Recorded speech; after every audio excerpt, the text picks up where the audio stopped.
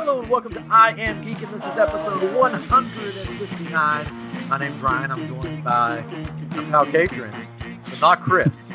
My brother Chris is not here. You're gonna have to figure out how to say that again when he's actually here. Like, I know, because it's been so long since he's been on. It feels like. I know he's still got the shingles. We talked about that last week, his old man disease. Even though I'm older than him, we told him take another week and rest. We'll knock it off your pay, but take another. We don't get paid, but but he's missing out because we've got two special guests this week. Last week we had one special guest. This week, double your pleasure, double your fun. Last week you had a very special guest. Yes, we did. We had the great Omega from Crimson Dawn lightsabers. So we thought, what's the next step in this? We talked about these cool lightsabers. What should we talk about next week? And I was like, we need to talk about what to do with these lightsabers once we have them. So I reached out to Saber Force Academy, and it's brothers. So I mean, you fit right in here with us, Steve and Shane Ludwig. Welcome to the show. How are you guys doing tonight? We're doing excellent. We're very happy to be here. Thank you for having us. Hey, anytime. Thank you. So we're gonna dive into basically lightsaber combat, lightsaber clubs, all kinds of stuff. How to kill people with lightsabers? No, what? No, we're not gonna do that. No. We're not gonna do that tonight. Jeez. That's in I'm Geek After Dark. So you got to join us on our YouTube channel. The other channel. Yeah. No. Before I get to that, I thought you guys might find this interesting since I have some fellow Star Wars geeks on here with me. I started doing something this week. I started making, this is a little news, I guess, making my own kyber crystals. Really? Yeah. So I have, they're not going to show up on camera because I got a background, but I've got two of these lightsabers from, I hold them against my head or something. Here you go. From Galaxy's Edge. There we go. From Galaxy's Edge, and from Savi's Workshop, and they take kyber crystals. You put them inside of them, little things. And I decided, what if I made my own kyber crystals to go inside my lightsabers? Where did you find the crystals? Oh, on a distant planet, a galaxy far, far away. Far, far away. No, so I took these are just, the ones that I made are just tests, because there's RFID chips that go inside of them. And I ordered some from like AliExpress a long time ago, and they haven't arrived yet, and I don't know if they will. So I got to find some other ones. I think I found some on Amazon. But so I was thinking, okay, I'm going to do something different with these first two test ones that I'm going to do, because there's a lot of people that make these kyber crystals for this. I thought, okay, I'm going to do something interesting. So I decided to do, in Galaxy's Edge, there's Savi's Lightsaber Workshop, and there's the Droid Depot where you can build your own droid. And my son has one we built there, and I have these lightsabers. So I decided, let's combine the two. And I made the first ever, I think it's the first ever, I've never seen them before, droid kyber crystals. Really? I have a C-3PO. What? And he's got his face embedded in it, and then his chest plate embedded in the other side. And I made... If you're on our YouTube, you can do this. And I made an R2-D2 kyber crystal. There we go. Then his chest is plates on the other side. So his face is on one side, his chest plates. So these don't have the RFID chips in them, but they will. I'm going to make some. But basically, people take the ones you buy there and they make a mold out of them. I was like, I can do better than that. So I took one that I bought there. And then I made took some clay and sculpted these, and then cast them in resin.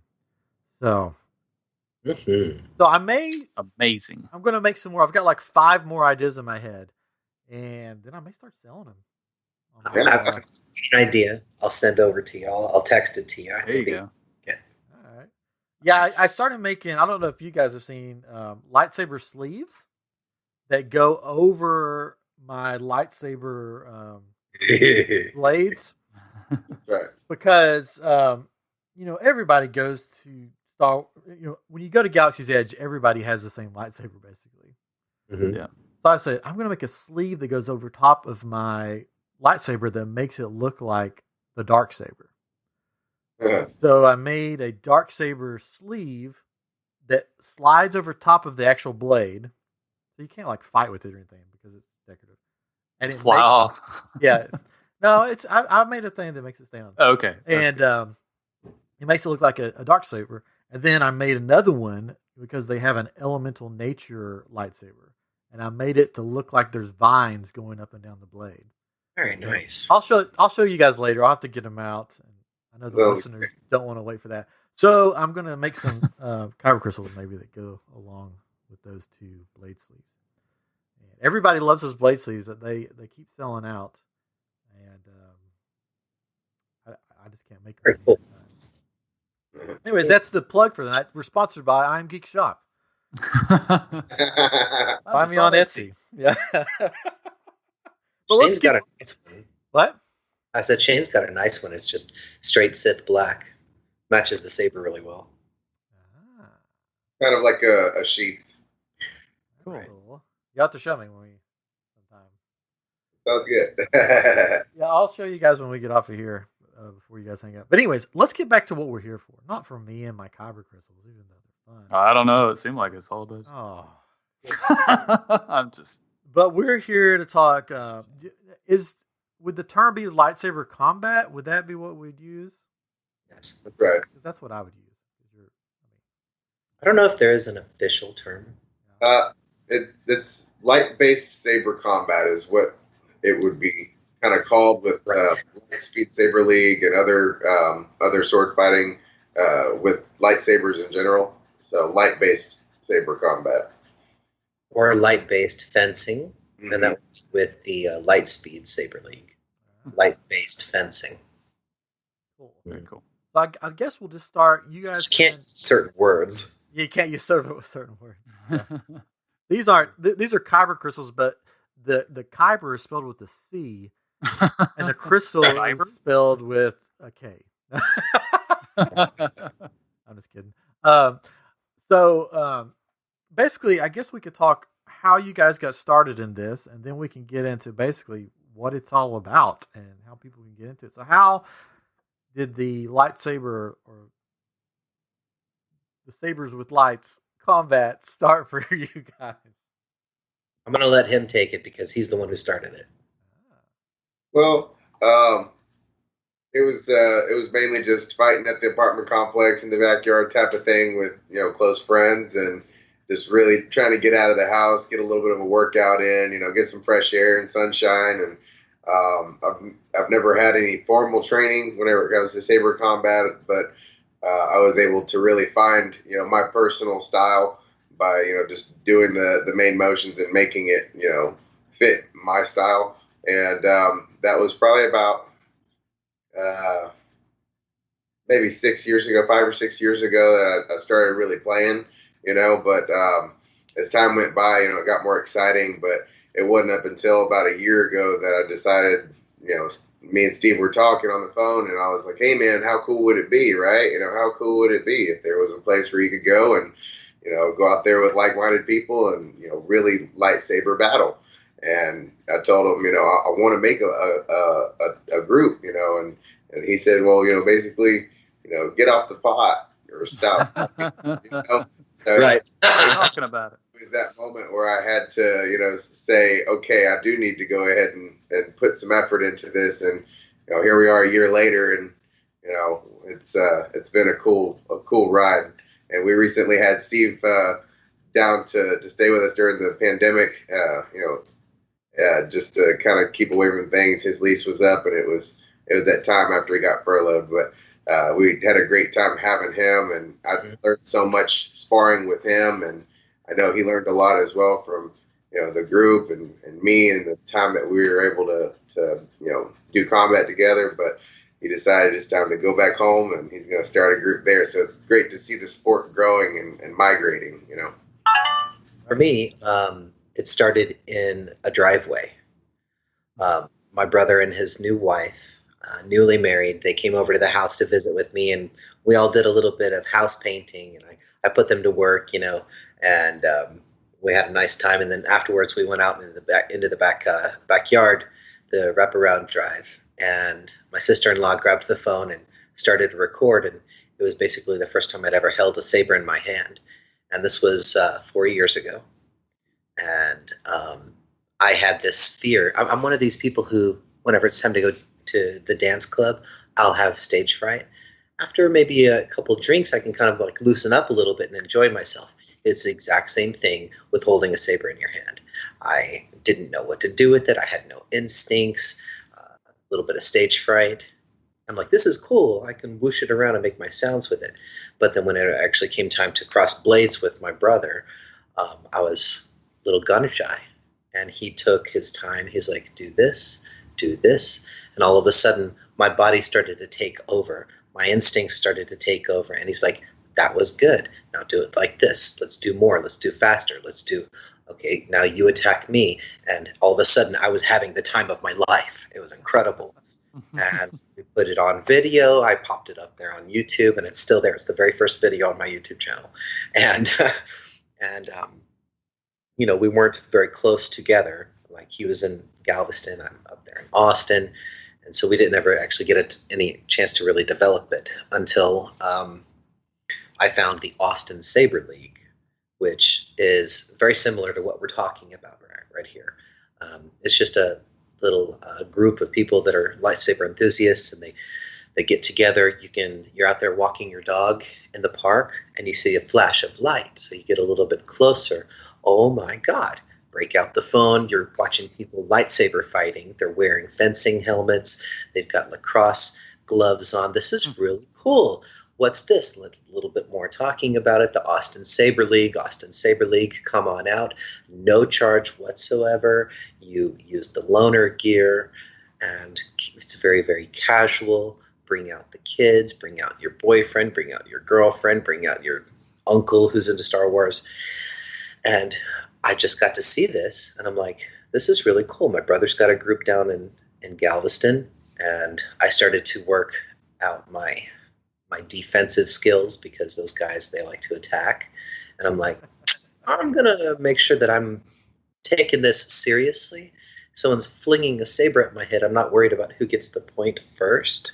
I'm worried about keeping their blade off my head. So I decided to become a defensive fighter.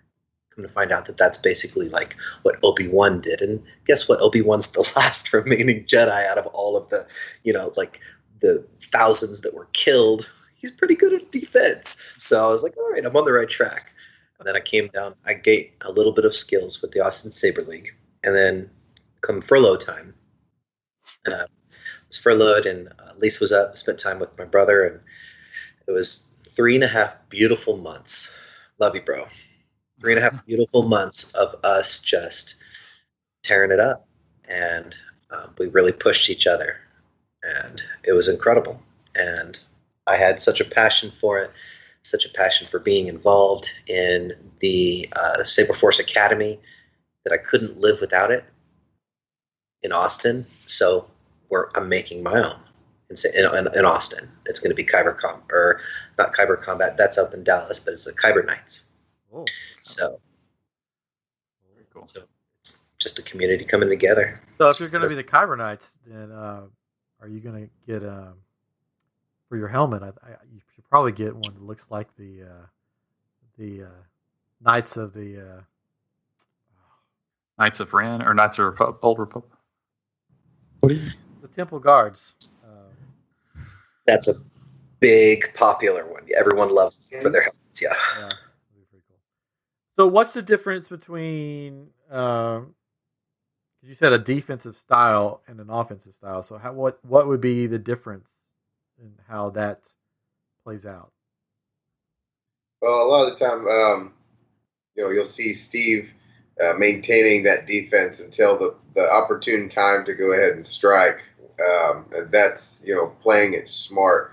And he takes his time and he thinks it out. And it's a weakness to a degree, but it's also a great strength. That's the type of fighter he is. It's methodical. It tempts you out and draws you in, and then out of nowhere you take a hit and you're like, how did that happen? But for me, I like to open the door myself and reach in and draw him out and throw him off. And you'll see me a lot of the time. I'm able to push myself with my brother because he always told me, "Don't go easy on me. I want you to push me," and it helped me to push myself. And that's what it's all about: is having mutually minded people coming together to train with one another instead of you're training in your house. There's only so much you could do with different katas and forms and things, but you don't really find yourself as a combatant until you get into the combat. And with my style, I like to move. I like to throw you off balance by confusing you, by getting in your area. And Steve adapted. Good at it. So, would you say that you're the Anakin to his Obi-Wan? Definitely. Yeah. You are my brother, Anakin. I hate you. For now, I have the high ground, but that. It's actually quite a thing of beauty to watch a purely offensive fighter go up against a purely defensive fighter, because you have a lot of contact.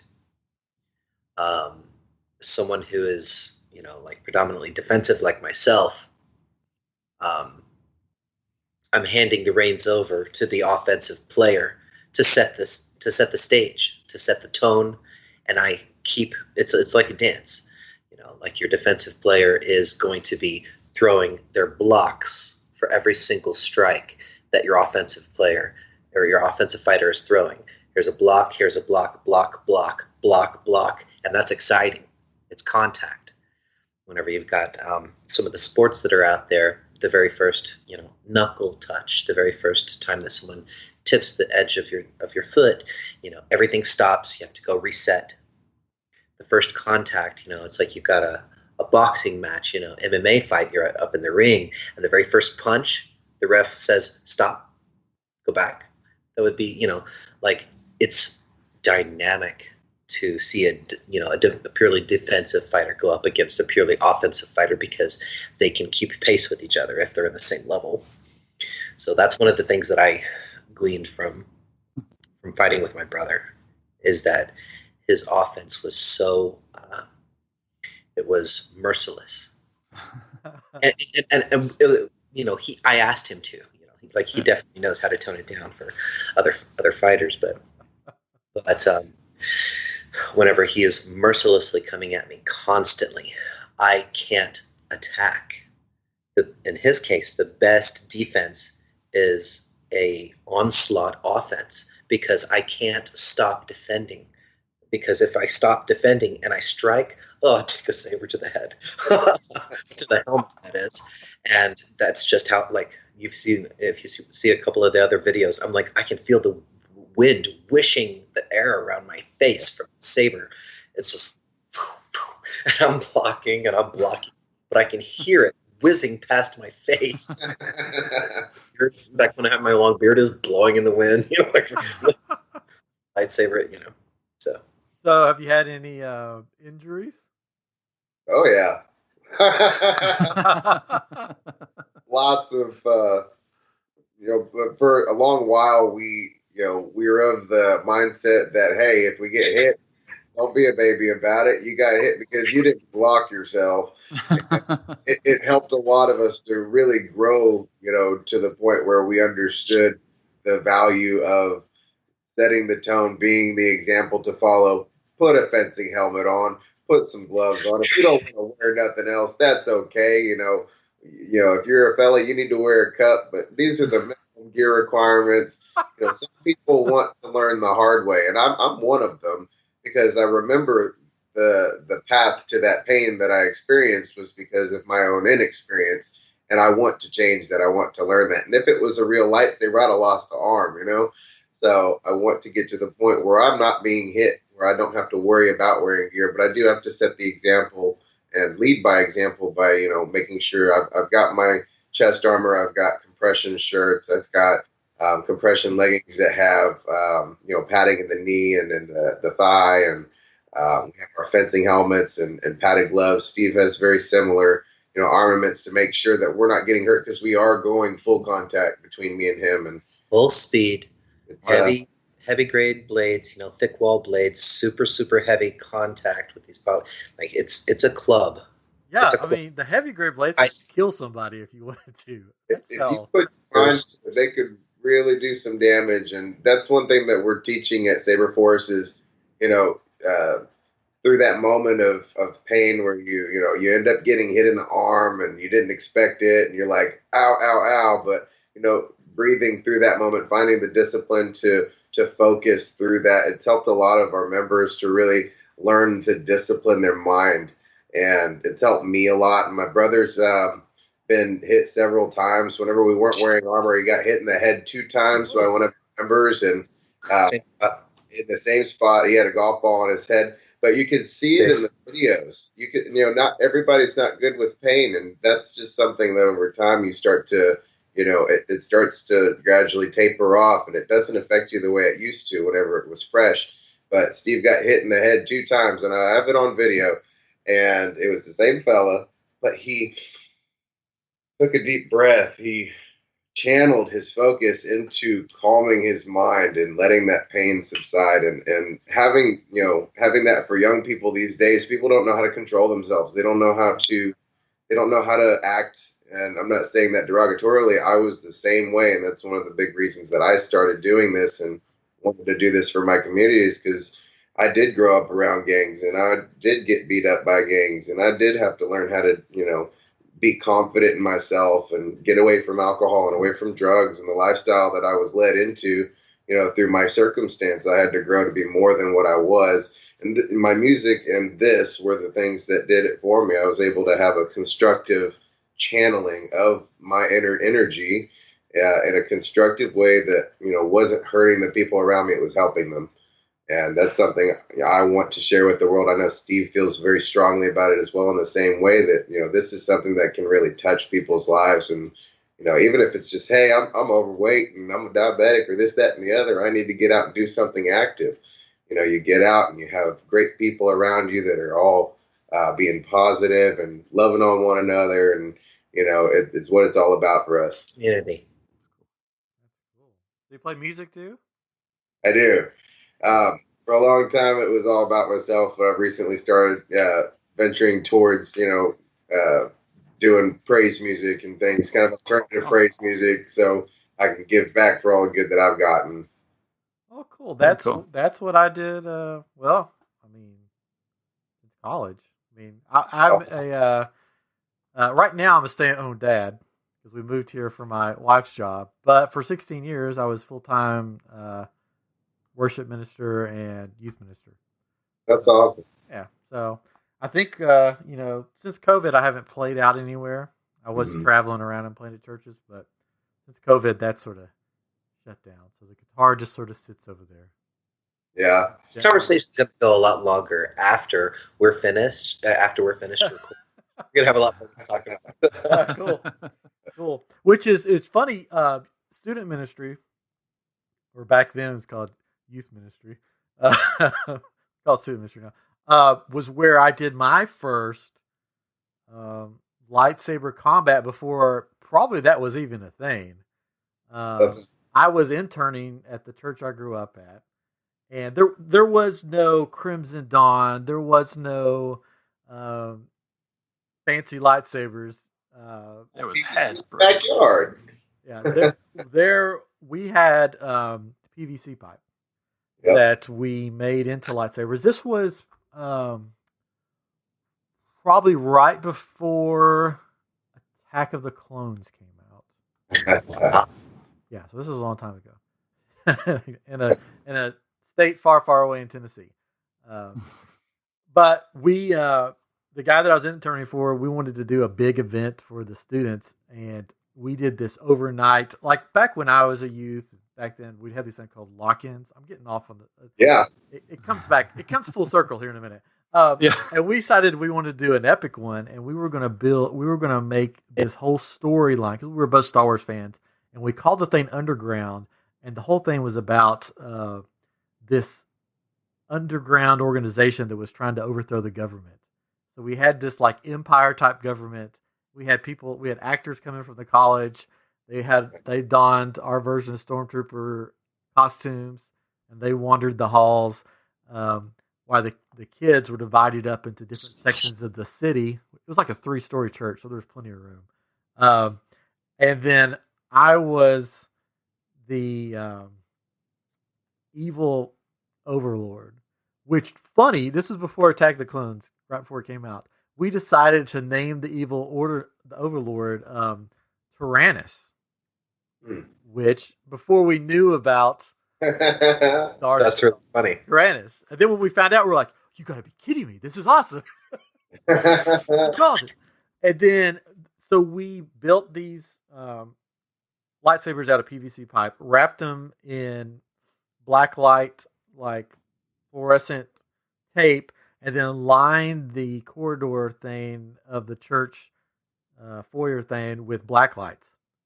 Wow. So we had like over 100 kids there, and they were gathered around the balcony and around us, and then all the lights go off and the black lights come on, and it looks like we have lightsabers, and we planned a whole fantastic routine where we did the fight, and we were like, we're going to go hard because it's just us, it's not the kids fighting, we're going to go hard. And we didn't have any gear, we didn't have gloves or anything. And I took one of the hand, and I thought, oh well, that hand's gone. It hurts so bad. But I did somersaults, we did all kinds of stuff, but it was such a blast. And we did that a couple more years like that. But so that was so long ago, and I've been a Star Wars fan since I was a kid, so I've missed the lightsaber battles, and now we have these cool lightsabers in places where we can go to do it. There's no reason, like you said, not to do it. That's my story.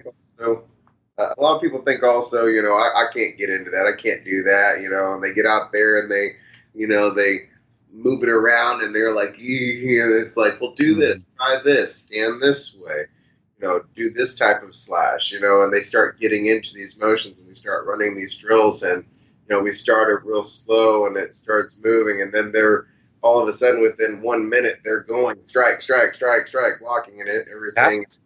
Every time. A couple of moments, everybody that tries it falls in love. And if they don't want to be, part of the action, spectating is so much fun. It's the sport of our century is light-based combat. As there's been everything else that we've had. Everything's just expanded on what was already there. Very similar to fencing, HEMA, sword combat. That's the olden style, and it's still entertaining. It's a lot of fun. It's gaining a lot of steam, and with HEMA and things, getting a lot of attraction.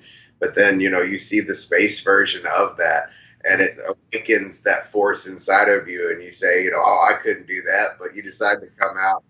By the time you're done, you're like, I just lightsaber fought, and it was awesome. I feel like a Jedi. I feel like a Sith. But then you start getting more involved in it and starting to see that it's a team of people that are helping one another to grow in their discipline, their focus, their love for their neighbor. We don't allow any type of ill will, any type of ill conduct and things whenever it comes to our members. It's something that we take very seriously, is that we honor one another with our fighting, and that we, cherish one another and love one another. And that's how it's going to grow into, I don't want to see no smack talking to people. Actually, I saw a championship round between the Saber Legion, which is another format. It's another league, one of the greatest ones in the United States by way of size. But this one guy, he was the reigning champion, and this new guy comes in and he takes the microphone from the ref and his cinematic appeal and starts smack talking this guy who's been there for his community and things, and he didn't say a word back. He just stood there taking it. The guy ranted on him for a minute and a half, talking about, is this who to be your champion? And he ended up winning. And that's okay. Whoever wins, that's fine. But show honor to one another. Give love to one another, and that kind of stuff. I want to see everybody at the end of the match. Whenever this COVID stuff is finished, I want hugs. I want fist bumps. I want people to be proud that they were sparring with their fellow man. In a spirit of sportsman conduct. Yeah, don't be a Sith. Be a Jedi. Well, I mean, it's fun to say, well, I identify as a Sith, I identify as a Jedi. I'm more of a, just a Mandalorian bounty hunter coming to kill both of you. But but when it comes to actually channeling that dark side of the Force, the fighter who knocked me on my head, he is a lot of fun to fight with, especially when you have a helmet. But but he channels that dark side of the Force, and he does a little bit of Emperor Palpatine snarling and making his lunges, and it's so thrilling to be in that energy. But he's not really channeling the dark side of the Force. Whenever we see someone that is like taking out their frustration or their anger Killing younglings in a fight, you're at it. Nobody's killing younglings. That's good. Hope not. Because they're mine and they're his. So has anyone ever come dressed in full Jedi or Sith robes? No, they have not yet. That's Really? actually something, the role play aspect of it, it's a lot of fun and things, the cosplay aspect and things. We have found a lot of the time, though, that whenever you have unnecessary things on you in the middle of combat, it actually, one of our other members, he was wearing this large jacket, and it looked really cool, but it was catching the blade whenever it should have been a kill strike, for our league that we created. It should have been a strike that would have gained a point, but the jacket caught it.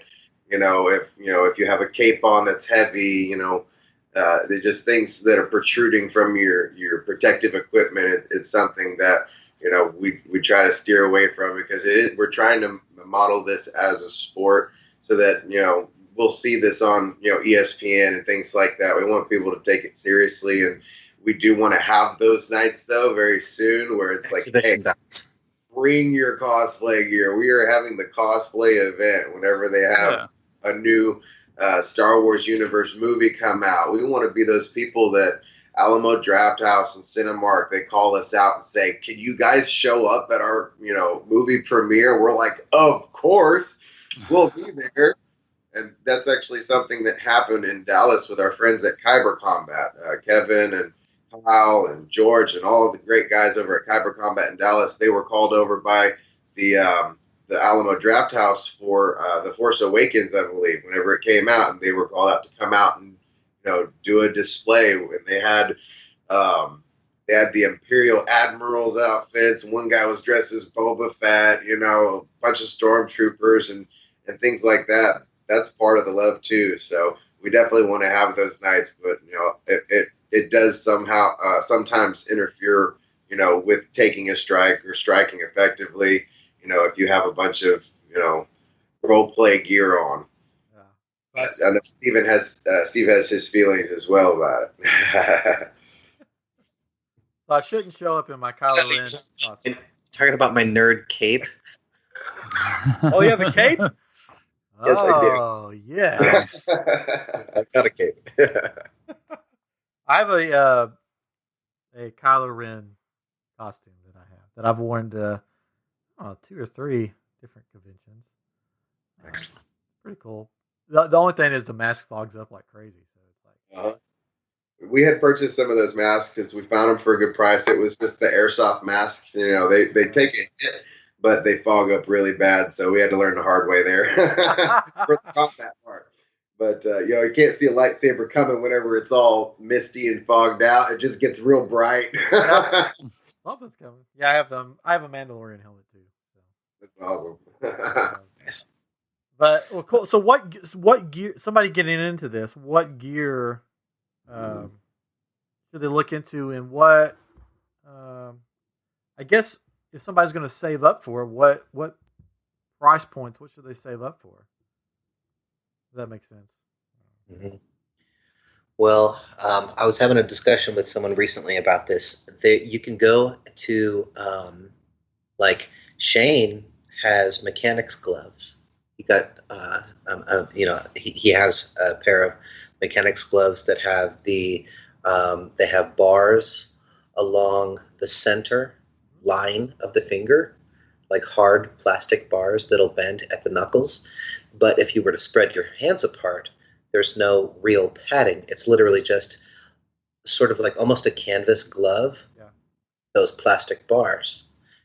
And he's a very, like, it's hard to get hits in on him. And his hands so much that it's hard to actually hit his hands. If Shane were to go up against Shane, then he would go and get some lacrosse gloves because ow. But myself, I went and got, like, I don't know if it was $95 or $130. I really don't know. I got the best pair of lacrosse gloves that I could put my hands on or in. Wow.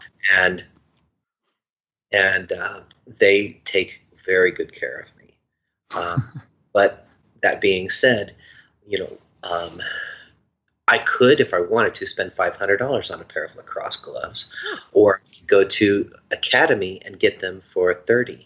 You see, it's literally just about you try something. If it's not working, then upgrade your gear. That's like you're the gloves, probably the number one first thing that I would say to someone who is aspiring to experiment with this, even before a helm. I would say gloves, because you can intentionally avoid the head, but every single person who puts a saber in their hand, they go across from someone within 60 seconds, maybe 2 minutes, someone's going to take a hit to the hand, and it's just going to like, oh, whoa, whoa, whoa, okay, so that's real. It wakes you up. Yep. Puts the stinging feeling in your toes type of feeling. Yeah. Something that, it isn't no light tap, and we're actually developing something with foam. We've actually been talking with Omega about a foam sleeve, would make it for training blades and helping youngsters to be able to get used to it and things. So that's something that can be expected from Crimson Dawn real soon. It's been a real delight to have met Omega and to speak with him. We talked with him whenever we did our fundraiser. That's how I met you fellas, I believe. The fundraiser did great. We ended up setting out to raise $200, see what we could get for the team to help us, to keep moving forward. Ended up bringing in $600 worth of donations across, about 20 people. Omega ended up donating us several lightsabers to help us have loaners for people to come out, several blades. And, he's just been a real advocate for us. And, we've been talking a lot further about things and, just developing a relationship with him. And he's a very genuine person, and he's very kind. And that's the type of person that we want to be associated with, obviously, because he's got a bunch of lightsabers sitting in. Also just the genuine factor that he brings his heart to the game. And we were talking earlier with him about, just his customer service and things. And he had, mentioned this lady because, we mentioned something to him to think about it.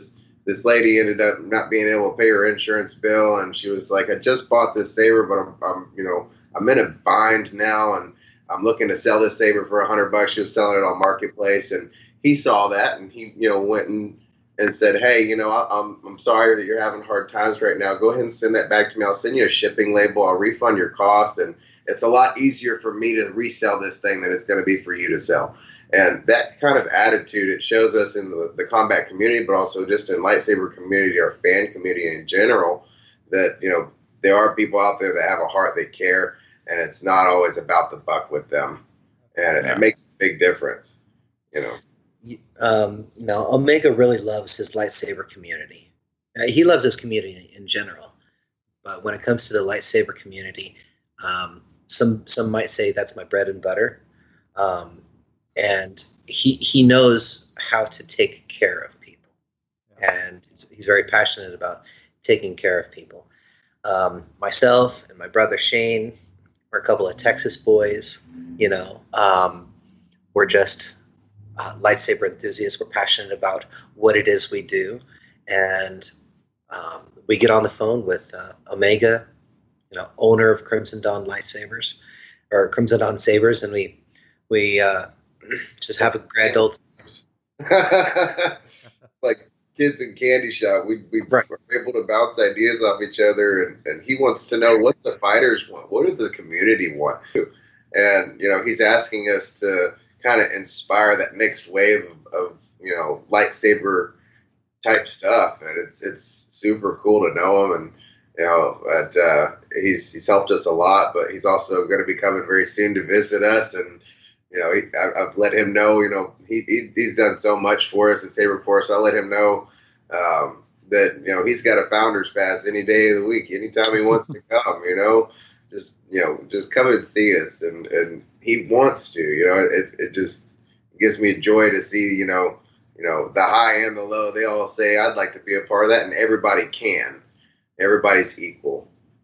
That's cool. Well, so when he comes, you'll have to tell me when he comes to see you. Maybe I can sneak down and say hi to you. That'd be great. We're planning on having a whole slew of lightsabers on a table. He's going to give a demonstration, and you'd be welcome to come. It'd be real great to have you down. Yeah, that'd be cool. I'll mask up. And we do bring Purell. We don't provide the mask, but we do have Purell, so at least we're slathering people with it, Put it all over the lightsaber. Yeah. Safety. We do wipe the lightsabers down. And we do sterilize the gear. It's something that we take, very seriously. It's a hard time that we live in. We didn't really think, hey, this was going to be a hard time, but it is. And that doesn't mean people need to, segregate and shut off and hermit. We just need to be cautious and be, loving towards others and making sure that we're not going to hurt them, if there are choices. And so we definitely want people to be aware of that when they come out to our meets, to make sure that, they're not only protecting themselves, but protecting the other people there. And, the team's real great about, making things happen that need to happen. It's just really great to be a part of it. Cool.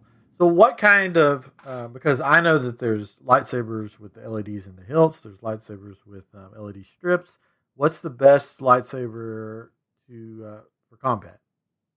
A Crimson. Well, of course, Crimson Dawn, but because I know with the ones I have from Disney World, they say that you could combat with them, but really, I mean, it's got an LED strip to running up the middle, so there is a danger with breaking those, right? Yeah.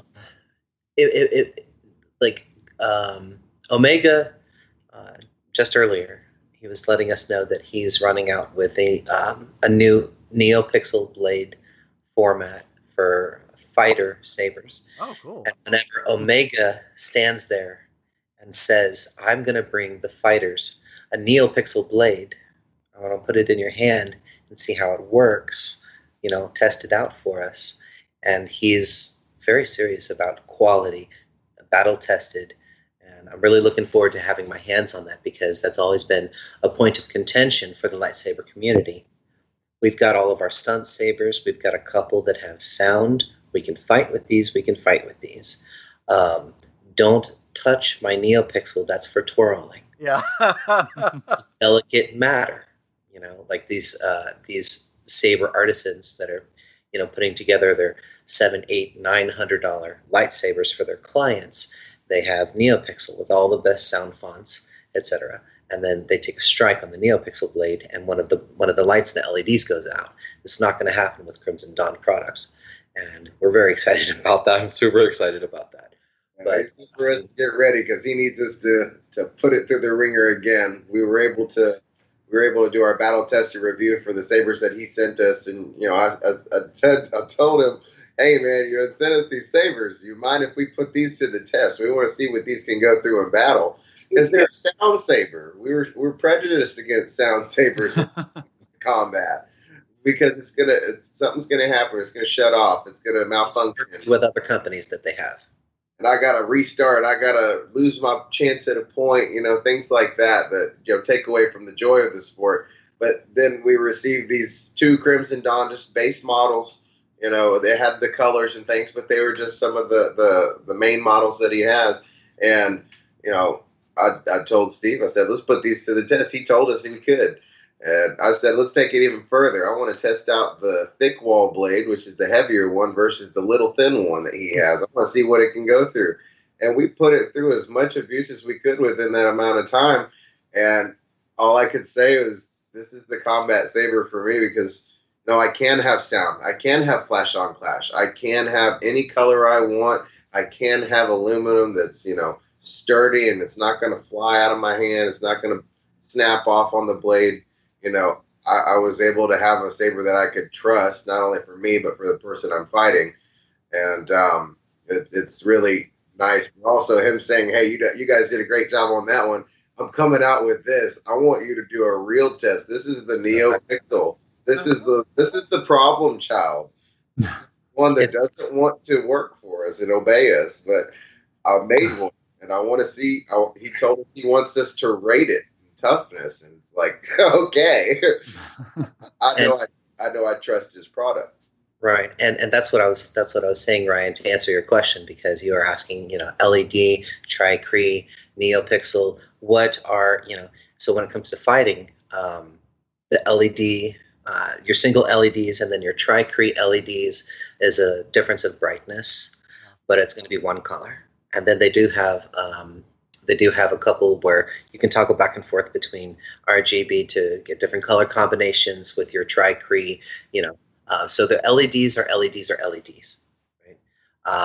And those are very, very, very typical with your stunt sabers, which is a saber without sound. That's what a stunt saber is, a saber without sound. But then you've got your NeoPixels, and with today's product, produced by today's companies, no, you do not want to take a NeoPixel into battle, because that is $100 to $120 blade, just the blade. So the blade is about $125, and like, you go through blades, you go through them, and so you're gonna have to replace them. Time with that. Do you really need? It's plenty bright. Right. So today's current standard, it's a point of contention with the saber community how much a NeoPixel blade can actually take, because no one really wants to keep going until one breaks. Yeah. So no one really knows.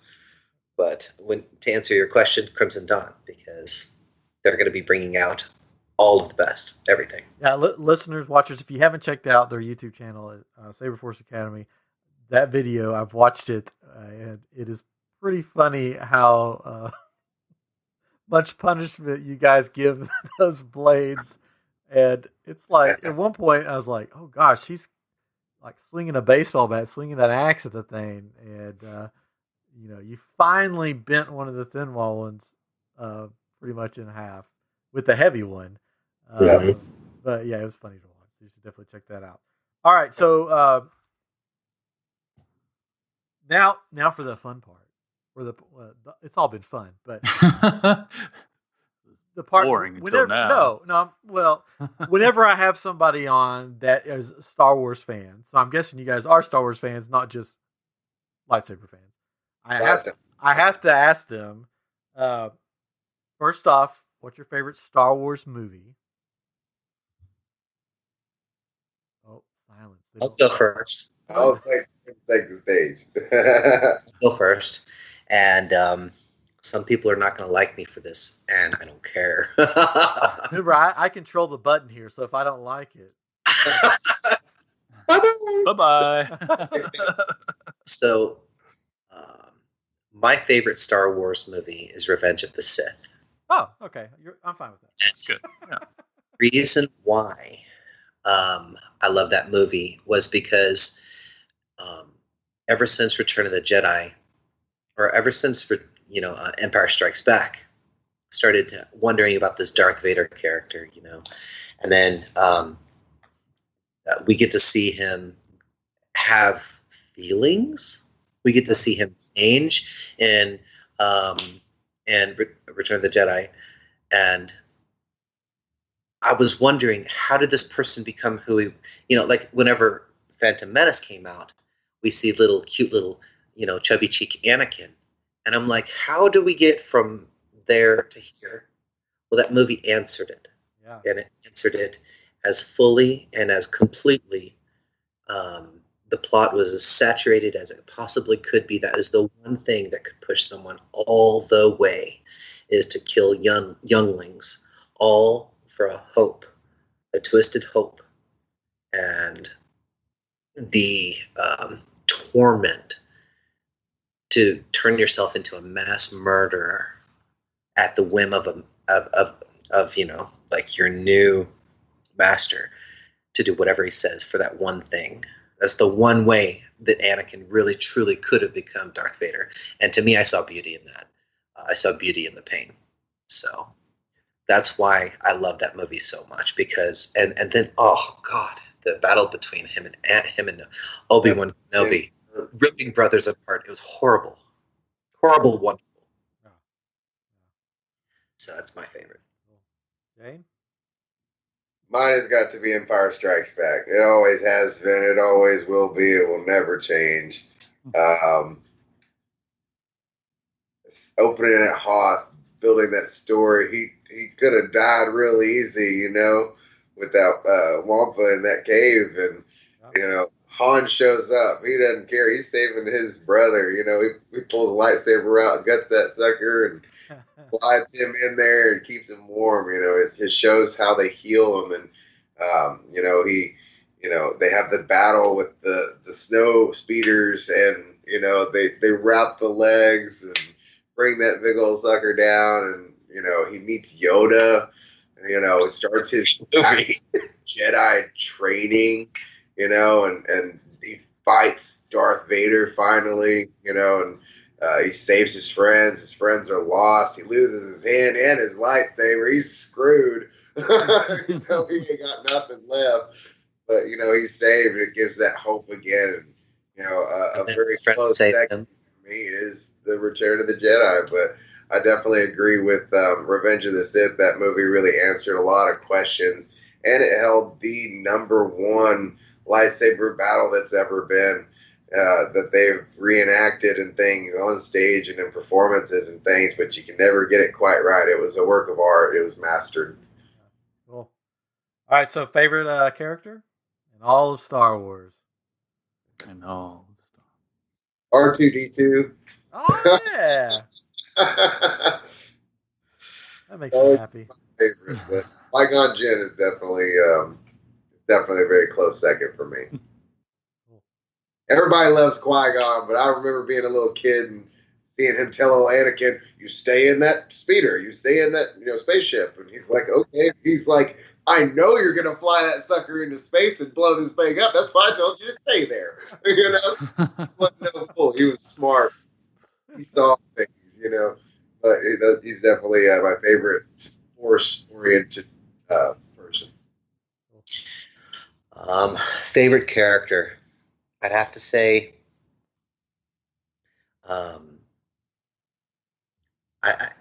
it's really hard to say. No, it's not. It's R2-D2. That's no brainer. Honestly, I'd have to say probably Darth Vader, Anakin, Darth Vader. I mean, I don't love the whiny, hormone-driven Anakin. Just cut off that little tassel from his, rat tail. Kill a youngling, But honestly, I'm about energy, and I'm about good energy, especially in my life. But whenever you watch him on camera, it's like George Lucas said, the actor is brilliant. Hayden Christensen is brilliant. And a lot of people are on the fence about this, especially after, Attack of the Clones. And, sand gets everywhere, and, oh, my love, and so not everybody loves Hayden Christensen or Anakin, but honestly, there's just so much energy that he puts out in every single scene. You can read his emotions like a book, and I dig that. Yeah. Well, I mean, he had. I mean, this is a whole nother podcast, probably, but he had to be like that, because if you go back to New Hope, I mean, Luke was like that. He was. And you are your father's, son. So you got to have that in Anakin a little bit to show, that they are father and son. Because Luke is, I want to go to Tashi Station. He's got that whiny. He's a whiny teenager at that point, right? Yeah. So, yeah. Fits. All right. Okay. So, favorite canon lightsaber, like lightsaber in canon in the Star Wars universe. Not a lightsaber cannon. No. Which that would be cool, though. I mean, that would be really. You could turn it up. It's almost hard for me to answer because they're from a fighter's perspective. Like it's kind of like a NASCAR driver's perspective, and asking him what his favorite is between your Nissan or your Toyota. A NASCAR driver's thinking about how it acts, right? Wow. So from a fighter's perspective, I need to be able to hold my saber in my hand and feel it and become one with the saber. And all of those cannon ones, they have protrusions and odd little things poking out from them. And I'm like, that's got to be incredibly painful to hold. Even Darth Vader's, even the Graflex, even the Darth Maul, like dual staff. It's got those huge buttons popping off of it. I'd have to say that my number one favorite saber, beyond a shadow of a doubt, is going to be Count Dooku. Okay. Because it has that when you actually speak with people who use curved hilt sabers, it gives them an edge. And I am looking forward to my first curved hilt so I can see what that edge is. But yeah, like it is a beautiful saber. It's got silver, black, a hint of red, and it's got that little lip at the tip, which is very interesting. And so, as a fighter, I would say Count Dooku. Jane, favorite canon lightsaber? Well, it would be for selfish reasons. It wouldn't be functional in combat, unfortunately. The emitter hole is just too small, or the emitter well is too short. It wouldn't hold the blade. But the Return of the Jedi Luke saber is my favorite. It's a good one. It's definitely followed closely by Qui-Gon's, But for combat, if I had to choose a canon-inspired saber for combat, it would definitely be Qui-Gon's. It's super sleek. It's very simple. Has grip. It's not too much, and it looks real appealing. Yeah. With Yoda's as an offhand. Yeah. Definitely. That's cool. Yeah, there's just so many. I just love so many of them. I have the Ahsoka Tano ones, and it's not bad as far as handling. The curved because there's no buttons or weird things on it. It's just a sleek curve. So that's pretty cool. And then I have Mace Windu's. So that's pretty fun too. But awesome. I've got tons of lightsabers laying around here. But okay, then last, favorite lightsaber color.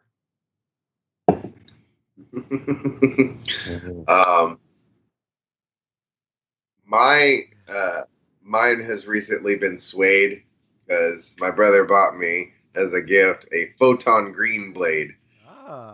Nice. This is cool, y'all. I'm gonna go get a saber and I'll step away for a second, but let him go through that. That's really cool. But it's green tinted, so whenever you put a blue color through it, it gives it kind of a radioactive green. But the other colors still go really nicely in it. But you can see with the Crimson Dawn lightsabers, it has a white flash on clash whenever it takes an impact. Yeah. So with this particular one, you see how it's green now, but the kind of hue that it gets whenever it has my favorite color with the green is the red. It looks super cool. It has kind of like a radioactive edge on it. It looks really cool. But also, whenever you do the flash on clash, it flashes green. So those are my two favorite colors. That's cool. Yeah. But with this blade, it's super cool because you can put any color through it. It looks really great. With Steve's Dayblade, his red one, it looks really nice. But it's a toss-up. I've always been a huge fan of green. It's my favorite color, but I'm a Sith at heart, so red is just the standard there. So I found a way to bring both into it. There you go. Yeah. So there's I'm going to turn off my background here for a second and bring out this one. This is not a red blade. This is, it looks pink, doesn't it? Yeah, or purple or something. Yeah. Like a magenta or There's no something? way, of course, that, like these cameras don't pick up these colors properly. Uh-huh. But this is a little loaner that I have on me at all times to hand off to somebody, from Crimson Dawn, and it goes through the full RGB color spectrum. But I really love this super saturated, like in life, it's just like extremely beautiful saturated color. But this is kind of like a pink Darth Bane style, blade, and it's very nice. That's cool. A lot of many ladies love it as an option, and then a lot of the guys really enjoy it too because it's just such a pop of color. It really takes you by surprise. Yeah. Is that? I'm trying to remember. Looking behind me. Hold on. Yeah, it's fun. Is that Mara Jade's color? I'm trying to remember what her color was. It was. Yeah. Okay.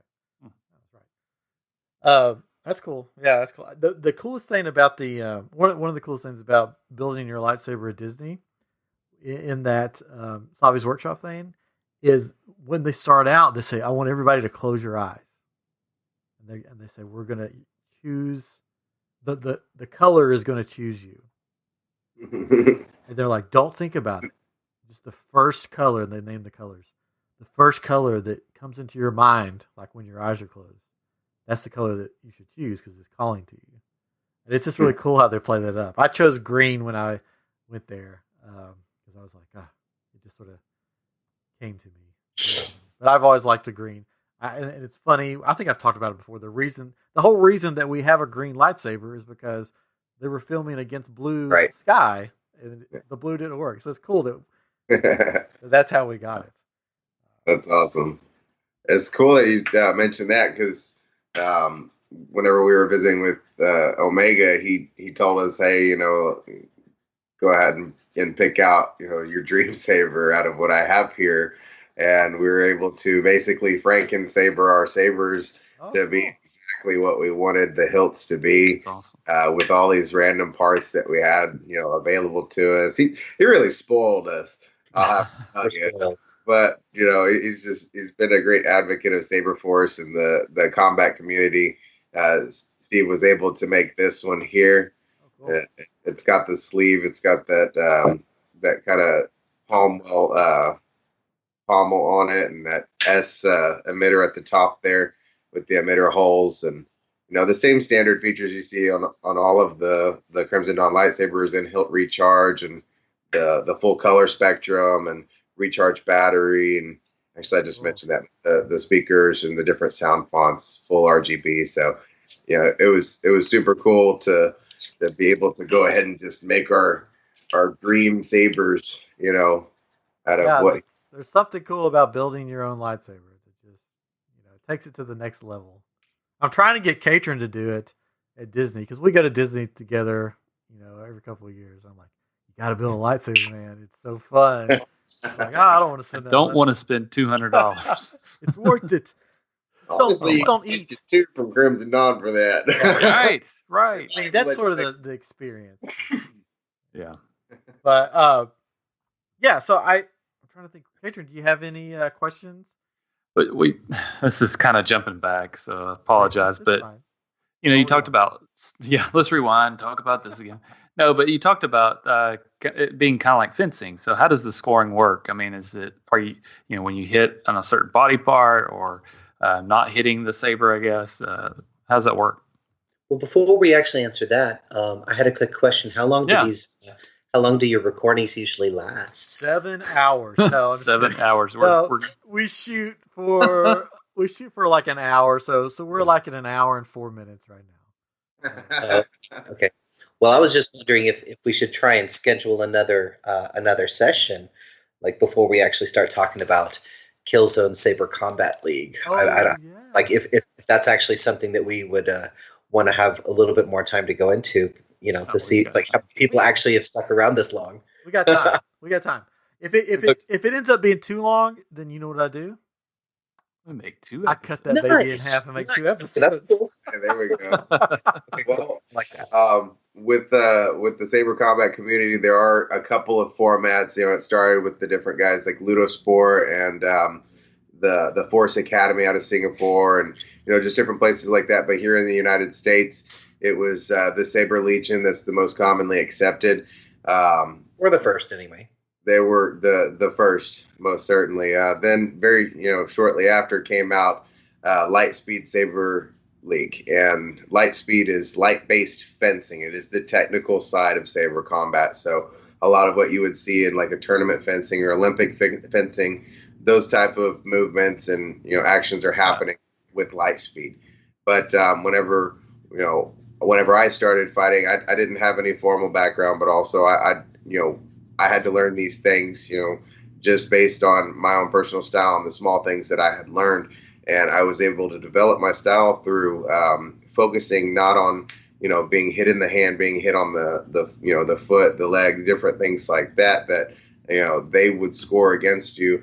The whole point with what we do and what we've made with Killzone is that, you should never be hit, but you should be able to penetrate the defense of the opponent, finding their kill shot.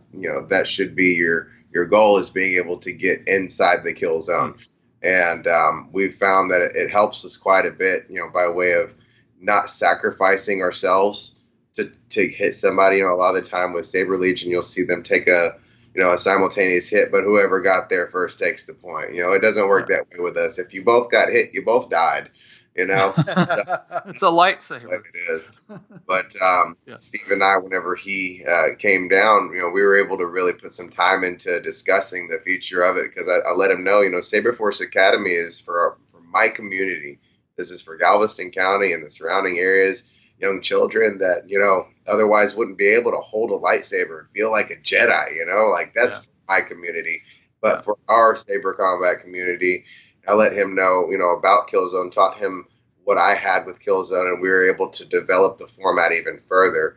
And we're also partnered with Kevin from Saber Combat in developing the sport even further. We've asked him to join in with us in developing the sport, so that the 3 main capitals, Texas, are going to be coming together to develop a sport made for the people, by the people.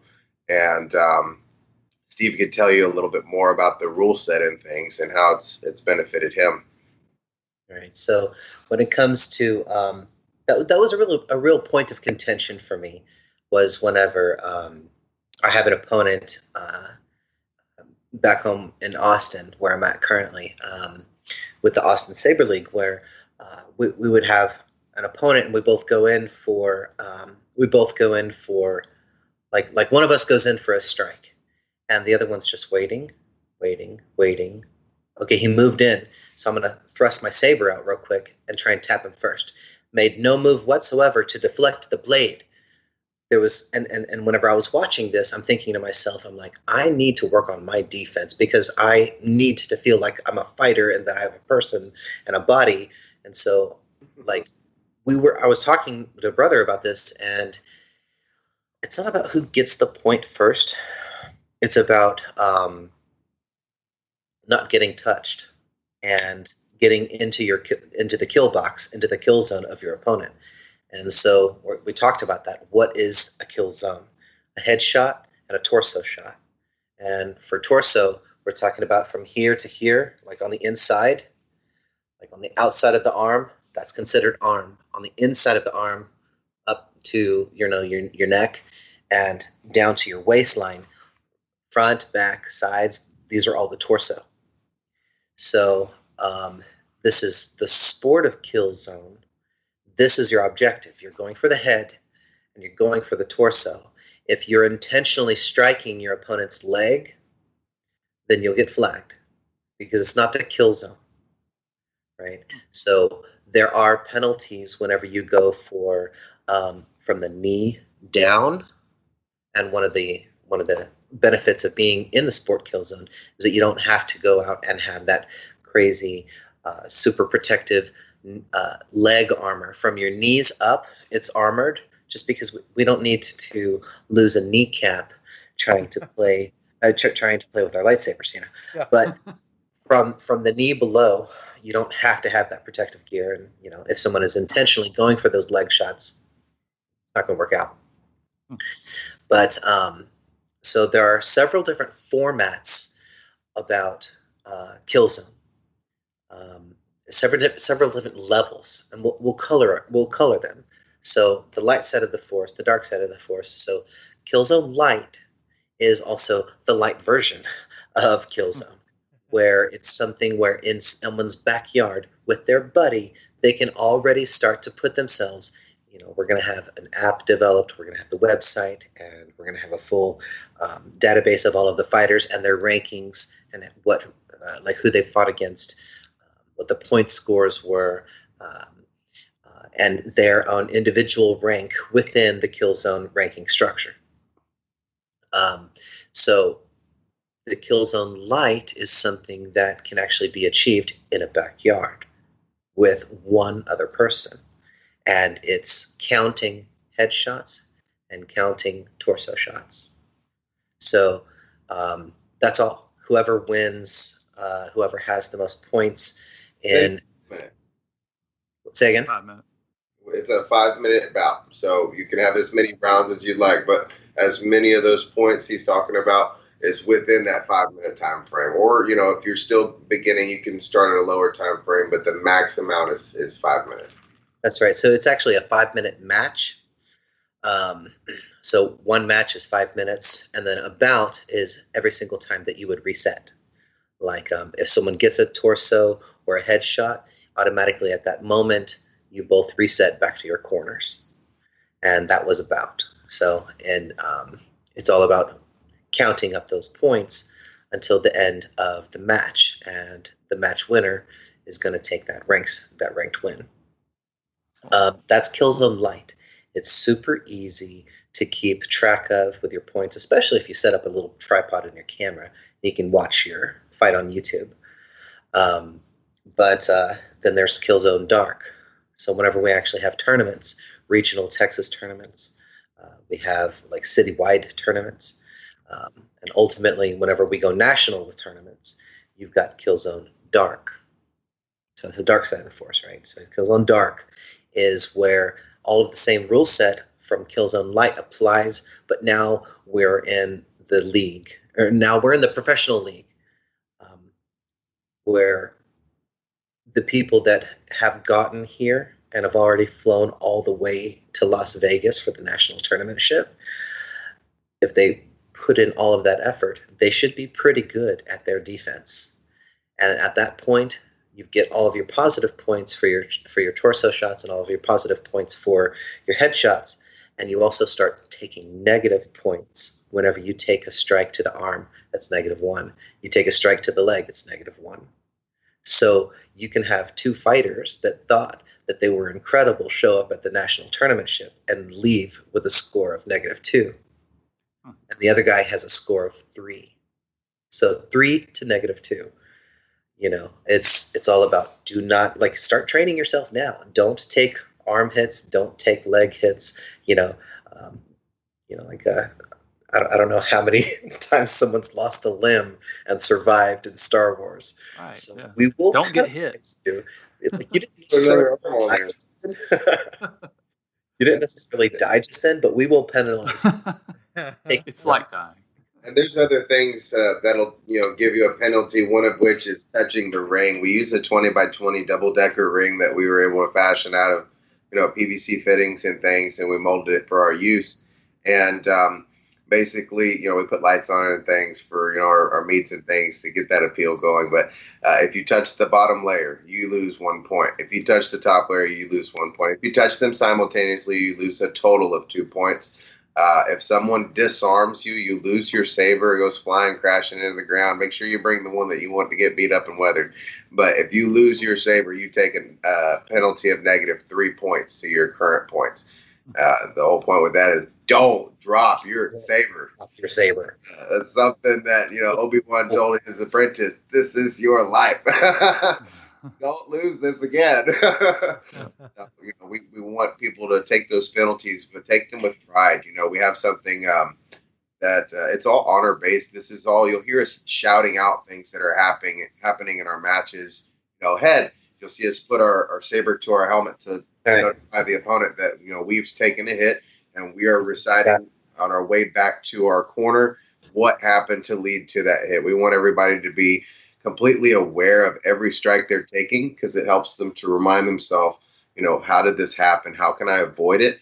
What did I do to cause myself to lower my defense?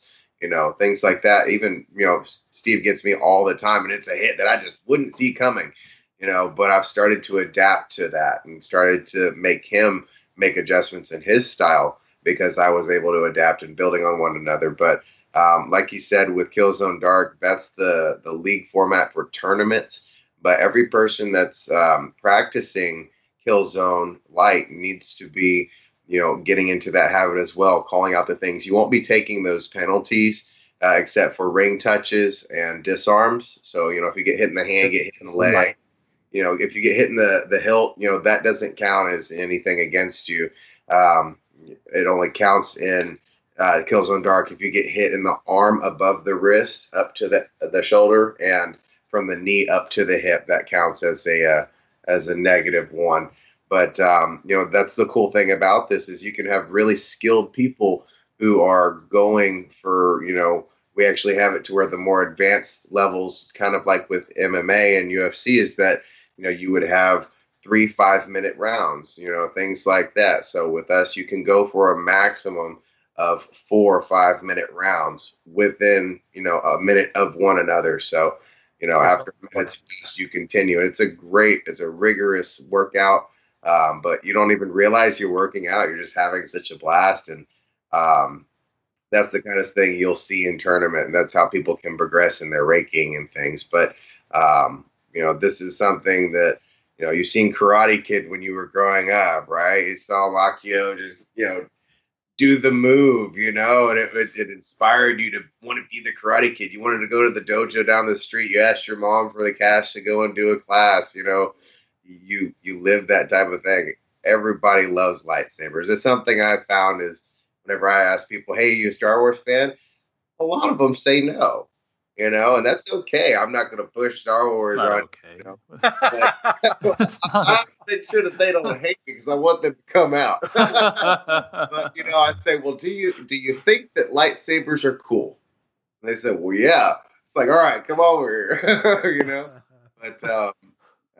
But it's really cool to see a community coming together and having that kind of honorable combat. It's combat. You expect it to be something that's fend for yourself, every man for himself. But you see, friends there that are saying, great hit, like, wow, I can't believe that happened, and they're calling their own hits. They're not embarrassed. They're not ashamed.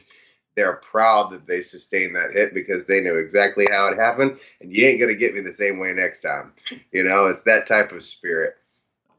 And, some sports will actually have it where if a ref does not throw a flag, if a ref doesn't stop the fight, if a ref doesn't make a call, then the fight continues.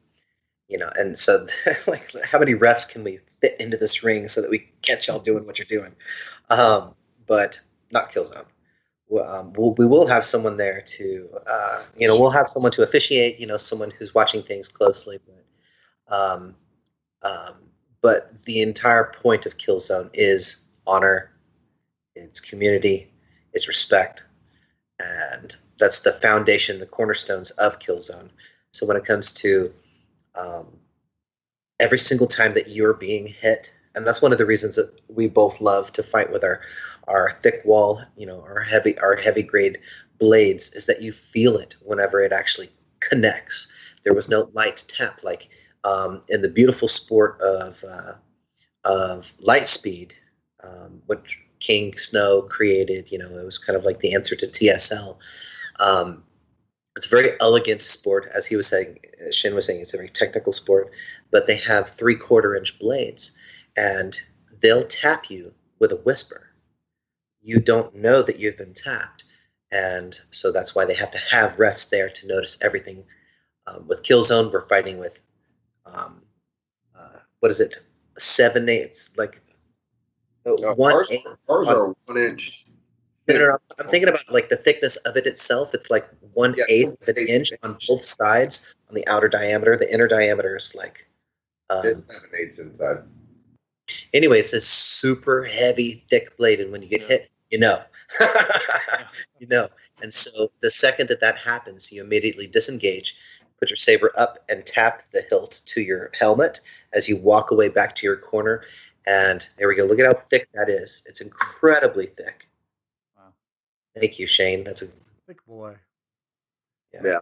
And they don't tend to bend, you know, they don't tend to break. Oh yeah. They break whenever they hit. Yeah, right. Exactly.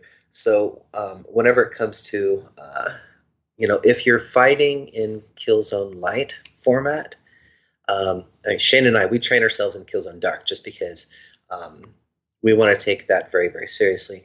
Setting the example and to know how far we can take it with our own personal defense, not getting touched. But your typical Killzone Light match, which is non-tournament rules, you count your head and you count your you count your torso shots. And so the second one of those happens, you disengage, helmet up to, or saber up to the helmet, go back to your corner and yell out head, chest, back, head. If you're like me, head, because this guy is a head collector. But if you're actually doing Killzone Dark format, which is of course in tournament rules, then as you get struck in the arm, you're going to yell out arm, and then you get hit in the arm again, arm, and then you get hit in the chest, you're going to say chest. So that someone who is watching these fights, you can actually do it in your backyard with a third person, has a little board there, and they can just, whenever they hear Steve say the word arm under Steve's section, put a little notch under arm. If Steve says the word head, put a notch under Steve's where it says head, so that at the end you can follow all of the negative points and all the positive points, and they're all allocated into, and then suddenly, exactly like as it's happening, you can track the progression of the fight itself, and you can rank yourself and put your, you can upload the video to the Killzone website or the Killzone YouTube page, or you can just post your data up in the app and know exactly where you're placing and ranking. We got some great things that we're working towards, but it's been an incredible journey the whole way along, and the reason that we created Killzone to be the way it is because we're trying to make it as simple as possible. We want anybody and everybody to be able to do this at a moment's chance, and we've had a lot of people come out, and we don't have them really sparring at first, but we have them doing these motions and telling them what it means when they take a hit in these certain spots, and it builds this interest in them, and they say, I can do this. And it gives me a lot of fulfillment and joy to see people find the force that's inside of them, because it is a really real thing. It's not just a galaxy far, far away. We have, the juice of stars inside of us. We are made of the dust of the cosmos. We have the force inside of us, and we just have to find it. And, it's really nice to be able to help one another find it. So, just like with Steve, I was able to transform as a fighter through trying to help him to transform through as a fighter, and he didn't set out to make me better, but he achieved it. And, I wouldn't have been able to change in all these great ways, and the group wouldn't have been able to change, if we hadn't had him to help us to, think a different way. So it just takes the community. That's really cool. One of the things we do as a podcast is we've been involved with Comic Palooza in Houston, and they have a I guess we've been 2 years, right? and we're supposed to go this year. Yeah, this year was canceled, and they have a sword fighting group, right? And you can learn how to duel, and it's like, I think, and I don't know that I ever really saw that many people over there, but I think with what you guys are doing, I really think it would do really well. Like, people would flock to that because, like you said, everybody wants to wield a lightsaber. and they're all dressed up, so they're going to be dressed up. But it's just the fun, they can go and learn those moves and do that. So you guys should totally look into that. You probably have already, I'm sure. Yeah. But getting into cons, that's really awesome. So I think it would do really well. Because they even have there's this one part of the of Compalooza is they have the Jedis and they had that little parade where they had everybody that has a lightsaber basically, and they're all decked out. Yeah. Awesome. and I mean, they're, of course, these are showpieces, not they're not battle, but it's everybody's into it. So if you guys have all of your the ones that you can let them wield and try it out, I think people they'd flock to that, because everybody wants to do it and they don't know how to get into it and don't know it exists. So I think it could do very well there. Then if the Crimson Dawn booth is right beside them, they go, now if you want to go buy these lightsabers, this is where you'll buy these. Go right over here. Exactly. Just a key, Yeah. So if we ever we couldn't really say you break it, you buy it, because they're destructible. Yeah. Well, cool. Well, thank you guys for coming on. Where can, before I forget, where can everybody find you? This is a chance to plug whatever you want to plug. Where can they find you? Well, we're grooming the Kyber Knights team, and I'm so happy that Steve has been able to take all these hard tricks that we've taken this year to really pound out, and he's taken all the tricks of the trade that we created together and the team created together to Austin. He's going to start the Kyber Knights. He's already got, I think, 4 or 5 fighters that are serious and ready to roll. So you can find them. They're going to be getting the Facebook taken care of. They're also going to be setting up their own channel. Steve's taking care of most of the Saber battles and things, the video footage on his channel. But I know they're going to be making one that's dedicated for their group so that they can really showcase the sport and themselves and their growth. With Saber Force Academy, you can find us on YouTube under Saber Force Academy.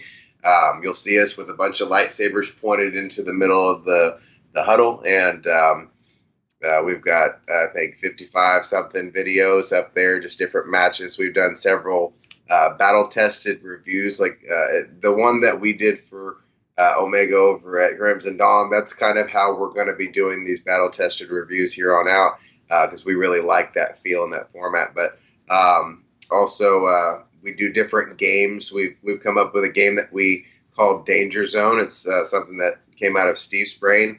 It's basically a reverse King of the Hill. It's good. But it's a lot of fun. It's really fun to watch also. We play a game that's called Force Ninja. It's based off of a sword art form that makes it to where you have multiple people. You can only take one step at a time, but your goal is to it's just strike your opponent. But with us, with Force Ninja, it's to strike the blade. It's like tag. I tag your blade with mine. Lightsaber tag. Played Ninja many times. Yes. That's awesome. We're going to be coming up with 2 versus 2, 3 versus 3, Battlegrounds 5 versus 5, Capture the Flag. Those are all things that are in the works. But you can also find us on Facebook under facebook.com/SaberForce01. We try to let people know what's going on with our events. We post pictures and name drop the people in our YouTube videos on the page so that people can see themselves fight and show their families and friends. But also be sure, if you're in the Dallas-Fort Worth area, to check out Lightsaber Combat. They're fantastic, and they're such kind people. They're very generous and good-hearted people, the ones that own it, but also the members there. So we're just trying to. And that's actually something that's really great. Kyber Combat sent us a couple of our own shirts for their team. We came down to visit with them. We were super excited. We wanted to see their operations, see what our lightsaber family up in Dallas was doing with their side of what we do with our sport. And they treated us with such respect. They rolled out the red carpet, just like Eugene did, and made us feel like we were part of their family already. Hooked us up with a couple of their type of blades so that we could practice things, because we're going to be we're considering becoming a Lightspeed base as well at Saber Force Academy, so that we have both sides of the coin. But they sent us these Kyber Combat shirts. I'm wearing the Saber Force Killzone shirt just because, that's what I bleed. But Steve's waiting on the Kyber Knight shirt to come in. So I told him, hey, man, rock the Dallas colors. So, and it's just been a incredible journey. And there where we got a lot of inspiration to start our own group. I spoke with Kevin, one of the original owners of Kyber Combat, and he told me real early on, probably about 5 months in or 4 months in, he said, don't give up, man. I know it's discouraging when you show up with all your gear and your lightsabers and you're the only one there. He's like, I've been there, dude. Don't give up. Your community needs this. You need this. Bring this to people. And that's what you get when you deal with Kevin. He's beautiful. He's awesome. Just a great person. And, he inspired me to do what I'm inspiring Steve to do. And we're inspiring everybody that we can to, hey, if this isn't in your area, all it takes is 2 people and 2 lightsabers. Go out there with honor, respect, and love for one another and have a great time. That's right. And now we're inspiring you, Ryan, to start the Houston group. And you also at your home. I'm going to start group soon. Let's do this. Y'all let us know when you want the scorecards. All right. Patron, you got to start your Memphis group? We'll get the Memphis group going. There yeah. we go. One group's everywhere. We'll all meet in Las Vegas. There you go. Yes. Oh, man. Very cool. Well, thank you guys for coming on. Thank you for having us. Yeah, we're about like an hour 30, so I guess we should wrap this up. It's been fun. But yeah, hopefully I'll be able to come down and check you guys out down there. Hopefully the world gets back to being normal sometime soon. We'll Pray for that. But if not, I'll we didn't get to really talk about that. There's social distancing, at the meets. Like we're taking this super, super, super careful, or we're taking it very seriously. Yeah. The meets are outdoors in the open air, right? We've got social distancing also, so no one is getting too close. Like you see myself and my brother get right up in each other's space whenever you're watching our videos, but that's because we lived together. So, yeah. But everyone else has to stay 6 foot far long blades. That's right. Long blades between us. Sabers that are going to hurt you. You keep the distance. Yeah. So I did want to say, 3 feet by 3 feet, for those that are watching, this is an active sport, so there's heavy breathing, but that's whenever you're also taking, you're keeping far enough apart from each other, and in addition to that, you're also taking breaks. This is COVID season. We have to take this seriously. So the fighters are taking breaks in between so that they're not breathing and really respirating and struggling so hard. And then there's hand sanitizer everywhere. And then whenever someone shows up to collect their gear, they use the hand sanitizer pump and then open up the bag, grab their gear, and they're responsible for that gear. And it stays separate from everyone else's until the very end, whenever they put it back in and then use the hand sanitizer again. So we're definitely taking precautions, but we're just not staying exactly in the cave at the house. Where I've been. Thank y'all so much for having us. We really appreciate your time and for helping us to get the word out. Anytime, man. Thank you for coming on.